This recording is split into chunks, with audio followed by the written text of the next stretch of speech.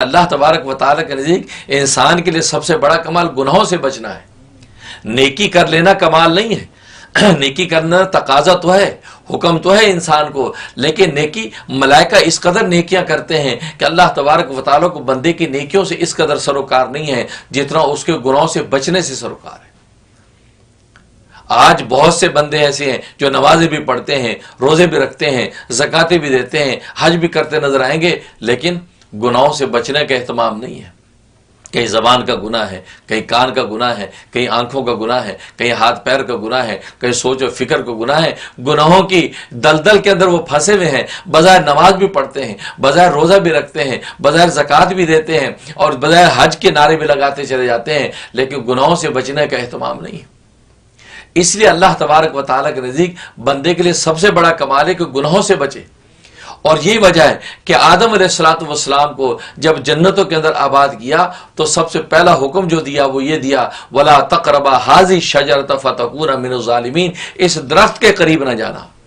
گویا کہ منع کیا، ممنوع امور کا سلسلہ جاری کر دیا کہ تم نے ان درخت کے قریب نہیں آنا. حالانکہ قریب جانا منع نہیں تھا، قریب جانے سے کوئی گناہ نہیں، لیکن قریب جانے سے منع اس لیے کیا، یہ گویا کہ ممانعت میں مبالغہ کیا کہ مطلب اس درخت کا پھل نہیں تم نے کھانا. اور پھل نہ کھانا، اس میں اگر مبالغہ کیا جائے تو یہی کہا جاتا ہے کہ اس چیز کے تم نے قریب نہیں جانا. مراد یہ ہے کہ تم نے اس کا پھل نہیں کھانا. تو دیکھو گناہ کی حقیقت یہ ہوتی ہے کہ ممنوع امور سے روکا جاتا ہے کہ یہ نہیں کرنا. ولا تقربوا الزنا، تم نے زنا کے قریب نہیں جانا، تم نے جو ہے قتل نہیں کرنا، تم نے یہ گناہ نہیں کرنا، تم نے وہ گناہ نہیں کرنا. گویا کہ ظاہر باطن کی تمام گناہوں سے روکا جاتا ہے. وَذَرُوا ظَاهِرَ الْإِثْمِ وَبَاطِنَهُ، قرآن نے کہا ظاہری گناہوں کو بھی چھوڑ دو، باطنی گناہوں کو بھی چھوڑ دو.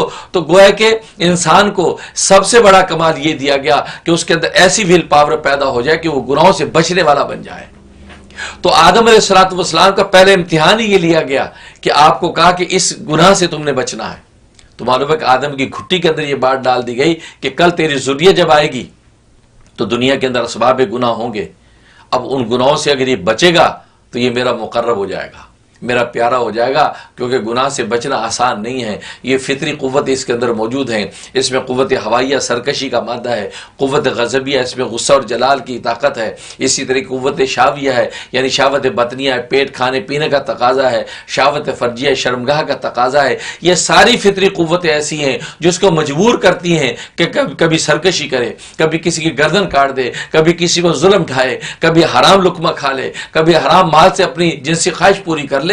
یہ ساری فطری قوتیں اندھی پیری ہیں. یہ اچھے صحیح اور برے غلط کی تمیز نہیں کر سکتی، حق و باطل کی تمیز نہیں کر سکتی، اس کو مجبور کریں گی.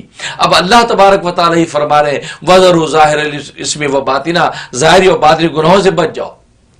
گویا کہ یہ بچنے کی ول پاور اپنے اندر تم پیدا کر لو گے جب گناہوں سے اپنے آپ کو بچاتے رہو گے. تو حکیم الامت مجدد ملت مولانا شاہ ولی تھانوی رحمہ اللہ تعالیٰ فرماتے ہیں کہ گناہوں سے بچنا اتنی بڑی ولایت ہے، اتنی بڑی ولایت ہے کہ اگر انسان صرف فرائض و واجب کا اہتمام کرنے کے ساتھ ساتھ گناہوں سے بچتا رہے تو اللہ تبارک و تعالیٰ اس کو ولایت و معرفت عطا کر دیتی.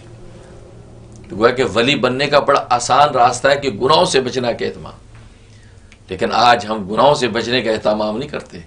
غیبتیں کر کے اپنی نیکیاں ضائع کر دیتے ہیں، چوریاں کر کے نیکیاں ضائع کر دیتے ہیں، دوسرے اور خرافات پہ پڑھ کے نیکیاں ضائع کر دیتے ہیں. تو گویا کہ نیکی کرنا، تو نیکی کرنے کے بعد آپ کے اندر وہ تقرب اور تقوی کی ایسی کیفیت پیدا ہو جائے، ایسی ویل پاور پیدا ہو جائے کہ کسی قسم کے گناہ کی طرف آپ قدم نہ بڑھائیں. یہ ہے کمال. اس لیے آدم علیہ السلام کو سب سے پہلے کہ ایک ممنوع جگہ سے روکا کہ اس درخت کے قریب نہیں جانا، تاکہ آدم کے اندر اور اس کی ذریت کے اندر یہ چیز پیدا ہو جائے کہ ممنوع چیزوں سے بھی بچنے کا اہتمام کریں. لیکن آدم علیہ السلام سے لغزش ہو گئی، کوتاہی ہو گئی. اور یہ اللہ تبارک و تعالیٰ کی تکوینی حکمت تھی جس کے نتیجے میں ان کو راندہ درگاہ کیا گیا، یہاں تک کہ زمین پہ بھیج دیا. اور زمین میں چونکہ آباد کرنا ہی تھا، زمین کی خلافت اور نیابت دے دی گئی.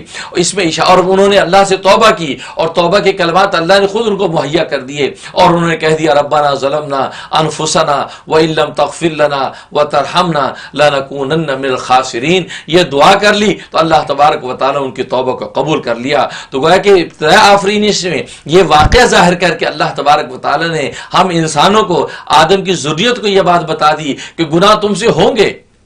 تمہارے بابا آدم سے لغزش ہوئی، لغزشیں تم سے ہوں گی، تمہاری گھٹی کے اندر لغزش ڈال دی گئی ہے، یہ خطائیں ڈال دی گئی ہیں، تمہیں خطا کا پتلا بنایا گیا، غلطیاں ہوں گی، گناہ ہوں گے، چھوٹے بڑی جو ہے وہ ارتکاب گناہ کے ہو جائیں گے، لیکن کمال اب تمہارا یہ ہے کہ تم سچی توبہ کر کے ہاتھ اللہ کے سامنے اٹھا دو گے تو جیسے تمہارے باپ کو ہم نے معاف کر دیا ایسے اس کی اولاد کو بھی ہم معاف کر دیں گے۔